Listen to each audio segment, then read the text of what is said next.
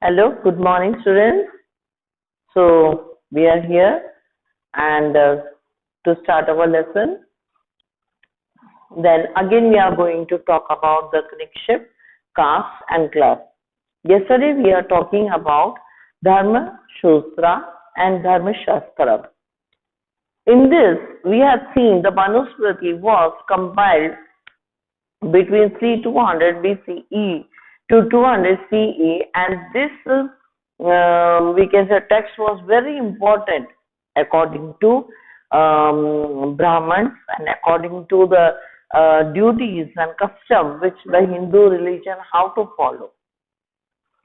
In this Dharma Shastra, so many different we can say smritis were there, in which we can see Manusmriti, Vishnu Smriti, then Narada Smriti, and so many others were there.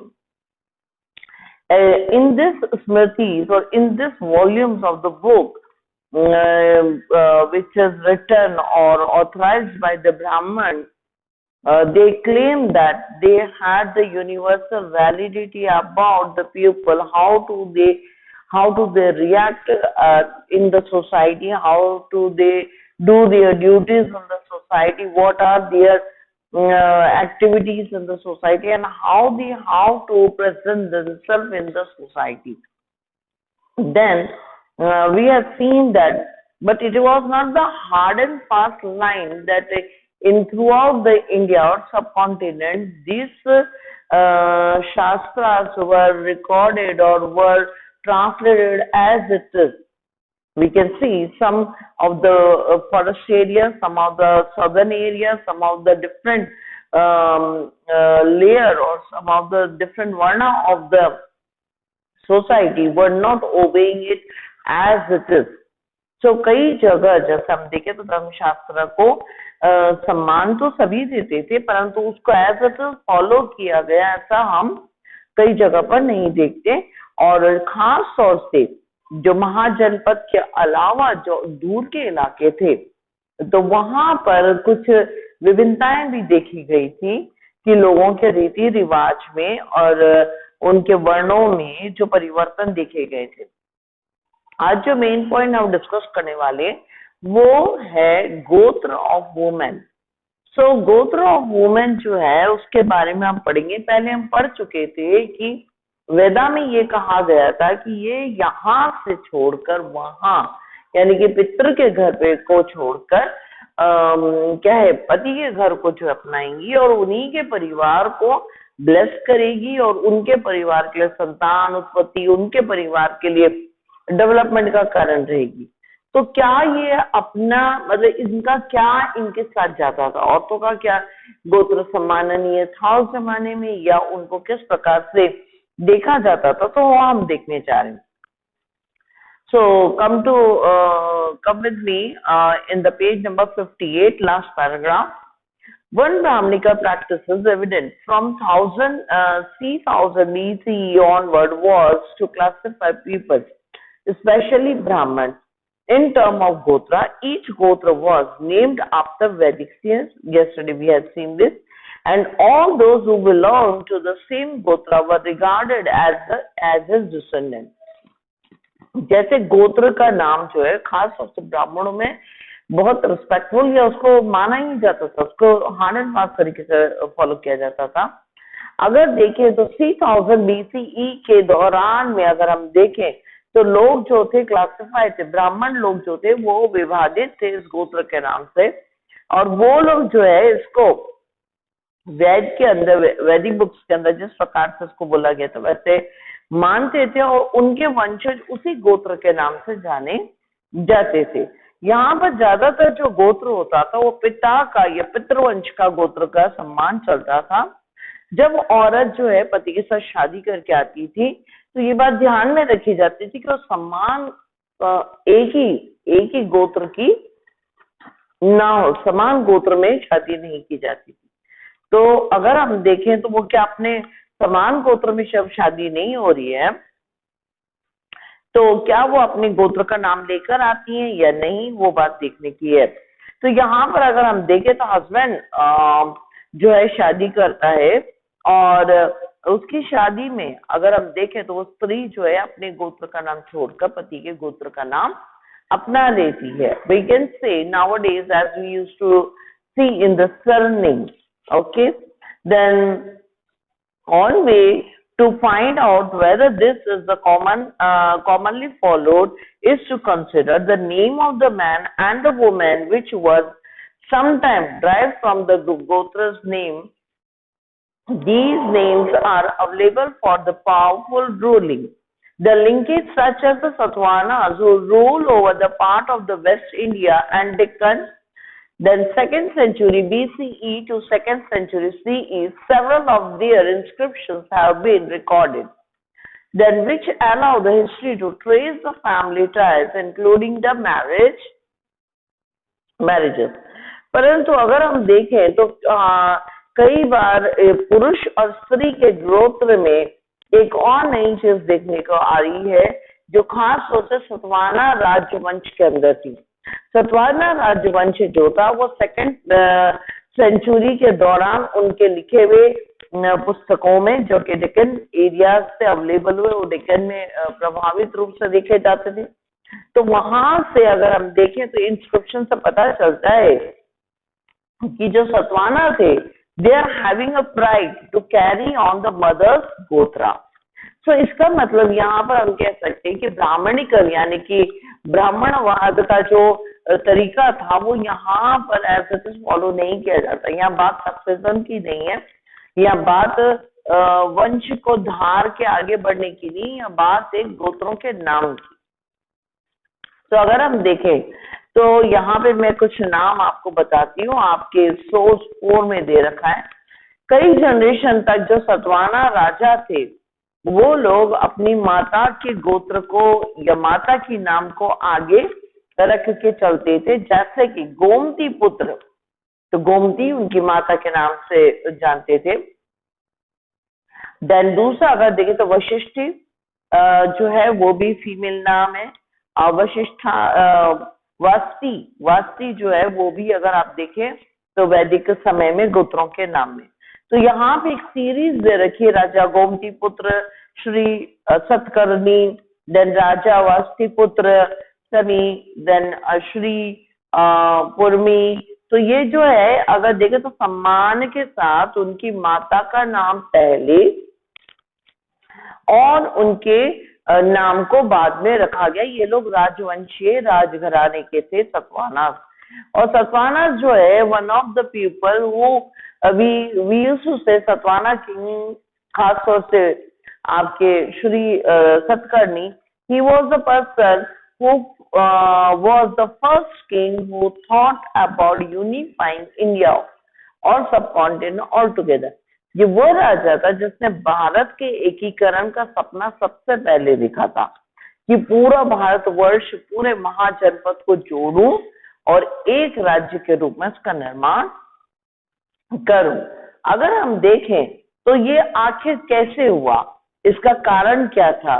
अगर हम देखें तो Satavahana ruler जो थे वो पॉलीगैमिनियस या फिर हम कह सकते हैं पॉलीगैनियस थे, यानी कि उस जमाने के पुरुष जो है एक से ज्यादा स्त्रियों को धरते थे या शादी करते थे. जब वो एक से ज्यादा स्त्रियों से शादी करते थे तो उनसे होने वाली संतान, तो उनकी संतानों को किस तरीके से जाना जाए, यही कारण रहा होगा शायद कि उन्होंने स्त्री यानी अपनी पत्नियों के गोत्रों को जो पुत्रों ने क्या किया आगे रखा ताकि पता चले कि ये किसके जो है पुत्र हैं. और इस तरीके से वो आगे बढ़े. ये गोत्रों का नाम, स्त्री के गोत्रों का नाम या पत्नी के गोत्रों का नाम जो आगे बढ़ा. यहाँ पर एक और कथा मैं जरूर आपके साथ शेयर करना चाहूंगी जो आपके सोर्स 5 में दे रखा है. हम ये कह रहे हैं कि स्त्री का कोई रिसोर्स नहीं होता था. लेडीज जो है, औरत जो है एक घर से शादी करके दूसरे घर चली जाती थी. उनके गोत्रों को ब्राह्मण गोत्रों में सम्मान नहीं था, ऐसा नहीं था. सही में ये जो है ये एक सामुदायिक रिवाज था. परंतु जहां परिवार है, जहां जो रिस्पेक्टफुल ऑनरशिप है वो फादर का है, पैतृवंश का है। पर जहाँ रिस्पेक्ट है और जहाँ अफेक्शन है वो हर समय मदरहुड का रहा है। इसको साफ रूप से आप देख सकते हैं महाभारत की कहानी में। महाभारत में जब पांडवा जो थे वो जंगल में दौड़ रहे थे, तो जंगल में जब थे तो उन्होंने माँ की हर आज्ञा को एज इट इज फॉलो किया, यहाँ तक कि जब जो हम कहते हैं अर्जुन अपनी वाइफ को द्रौपदी को लेके आए, तो जब द्रौपदी को लेके आए माँ ने उस ध्यान नहीं दिया और कुछ कम्युनिकेशन मतलब कह सकते डिफरेंसेस रह गए, और जिसके कारण माँ ने सिर्फ ये कह दिया था कि भाई तुम शेयर कर लो, जैसा हर चीज तुम बांट लेते हो वैसे इसको भी बांट लो। परंतु उन्होंने उस शब्द को भी एज इट इज लिया, और यही कारण है कि द्रौपदी को हम आज भी पांचाली यानी कि 5 पतियों वाली कहते हैं। तो मतलब उस जमाने में बच्चे इतनी आज्ञाकारी थे माँ के, इतना सम्मान देते थे, शूरवीर थे, योद्धा थे, असुरों को मारते थे, राक्षसों की हत्या कर देते थे और पूरे देश को संभालते थे। परंतु जब माँ ने आज्ञा दी उन्होंने एज इट इज उसको फॉलो किया, उन्होंने उसको रिजेक्ट नहीं किया।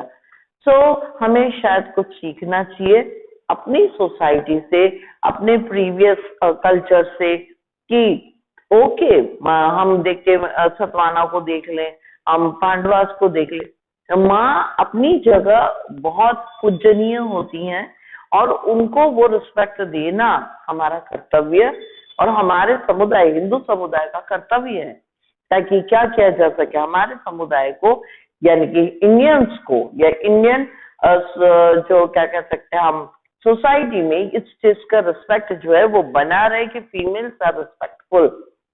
ओके, सो अगर हम देखें तो यहाँ पर again I am coming to main paragraph, and in this paragraph there evidently I am going to read for you derive from their husband Gotra's name as they required to do according to the Brahminical rules. What is also apparent, this is some of these women belong to the same Gotra as it is obvious. This run counter to the identity of exogamy commands in the Brahminical text. In fact, this exemplify alternative practices that the exogamy or the marriage within the group which was and is prevalent among the several communities in the South India. दक्षिण भारत में एक बड़ी अजीब पद्धति थी और आज भी मानी जाती है। तो वहां पर क्या होता है कि परिवार के अंदर ही शादी हो सकती है, तो परिवार के अंदर ही शादी हो सकती है या कजन ब्रदर और कजन सिस्टर और परिवार जो जैसे मामा और मात्र परिवार की ओर से जो लोग होते हैं उनसे शादी हो जाती है। तो इस तरह की शादी होने के कारण उनके गोत्र समान होते हैं। जब गोत्र समान होते हैं तो इसमें अगर हम देखें तो ये पद्धतियां साफ देखी जा सकती कि अगर बच्चा माँ का गोत्र लगाए या पिता का गोत्र लगाए बात तो वही हो जाएगी, ठीक है। इसके अलावा अगर हम देखें तो जैसे मैंने जैसे आप पढ़ चुके हैं कि साउथ में जो है मैट्रिमोनिकल सिस्टम था, यानी कि मातृत्व सत्ता। कारण ये है कि माता जो है अच्छे जैसे फाइन सन्स या फाइन चिल्ड्रंस के लिए अलग अलग शादी कर लेती थी। तो अलग अलग शादी होने के कारण हर व्यक्ति का हर पति का नाम वो नहीं देते थे, वो अपनी जिन्होंने माँ ने जिससे जना है बच्चे को वो अपना नाम देकर उसको आगे बढ़ाती थी। परंतु एक बात ध्यान में रखें कि ये सब चीज जो है वो गोत्रों की हो रही है, ओके। वंश को आगे बढ़ाना या पैतृक या हमें पैट्रियार्चिकल सिस्टम में सक्सेशन जो है वो हर समय सन का ही चला था, यानी कि पिता की जगह बेटा ही होगा। पर बाद में हम ये देखते हैं कि कई जगह पे इसमें भी परिवर्तन आए थे कि जैसे हमने पीछे पढ़ा था कि कई जगह बेटे की जगह पिता, अगर पिता को कुछ हुआ है तो पिता का भाई यानी कि चाचा बैठा है आसन में और भाई जो है वो आगे इसको फॉलो करता चल रहा है। कई जगह पर बेटे ना होने के कारण पुत्री को ना देकर उसको क्या किया गया, किसी और को दिया गया। खासतौर से गुप्त साम्राज्य में अब देखे तो उन्होंने अपनी डॉटर को, क्योंकि वो एलिजिबल मानी गई, वो एजुकेटेड थी, वो पॉलिटिकल सिस्टम्स को और एरेंड को समझती थी, तो उसको वो रिस्पेक्ट अवेलेबल की। तो ये सारी चीज अगर हम देखें तो ये बताती है कि हमारे इस सब कॉन्टिनेंट में क्या है, मदर का एक हिस्सा था, एक रिस्पेक्ट था और वो बहुत सम्माननीय थी। पर क्या मदर इम्पोर्टेंट थी? ठीक है, हम इसे जरूर देख लें एक बार। तो मदर इम्पोर्टेंट क्यों नहीं होगी? जब आप देखिए कि पांडवास जो थे वो मदर की बात मानते, सतवाना जो थे वो मदर की बात मानते थे, और मदर की आइडेंटिटी जो है मैट्रिमोनिकल सिस्टम्स में कई जगह अगर हम देखें तो ये कंक्लूजन आता है कि माँ अपनी जगह परिवार में सर्वोच्च थी, और आज भी हिंदू समाज में माँ की बात मानी जाती है, माननी चाहिए। वैसे तो अगर हम कहते हैं कि हम हिंदू संस्कृति को फॉलो करते हैं, वैदिक संस्कृति को फॉलो करते हैं, ब्राह्मण संस्कृति को फॉलो करते हैं, तो mothers are really the house managers and house caretakers. Then बच्चे भी जो है मदर को रिस्पेक्ट देते हैं, परंतु सक्सेशन यानी कि जो पिता के बाद जो चीज आएगी या पिता के बाद जिसको अधिकार दिया जाएगा, उसमें अगर हम देखें तो वहां पर जो क्या कह सकते हैं ब्राह्मणवाद या हमारा ब्राह्मण जो पुराने वैदिक बुक्स है वो सब ये बोलती थी और माना भी जाता था कि कौन है पुत्र या पैट्रिनियल सिस्टम को ही रखा गया और माना गया। ऑल्दो अब दुनिया बदल रही है, मॉडर्नाइजेशन है, ultra modernisation so to be called, तो भी अगर हम देखें तो ये जो भी किताबें हैं जो हमें पुराने जमाने के बारे में बताती हैं, मैं ये नहीं कहती कि हम लाइन टू लाइन फॉलो करें, no, but at least we must keep our Indian citizenship with us.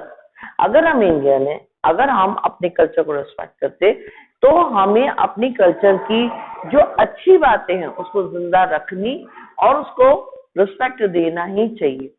So please, with this portion, I will request all the 12th give due respect to mothers, sisters and honor them. So ये सारी जो lesson है यहाँ पे मैं conclude कर रही हूँ, पर मैं साथ में आपको बोल रही हूँ कि मैंने आपको कुछ क्वेश्चंस करके और क्वेरी लिंक में डालने के लिए बोला है। आप प्लीज उस क्वेरी लिंक में अपना नाम, क्लास, रोल नंबर जो आपके 11th का वो डालेंगे और वो आंसर जल्दी से जल्दी भेजें, वरना आपकी एब्सेंट लगेगी। मैंने आपको ये काम पहले ही दे दिया था, बता दिए क्वेश्चन नंबर पता कर लें, नहीं तो again I am repeating this.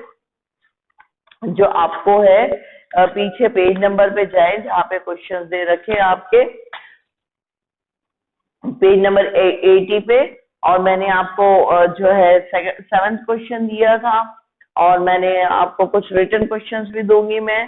तो आप ये सारे क्वेश्चंस जो हैं मुझे करके आप क्या करेंगे, सेंड करेंगे जब आपको ये लेसन अवेलेबल हो जाता है। So have a nice day, take care.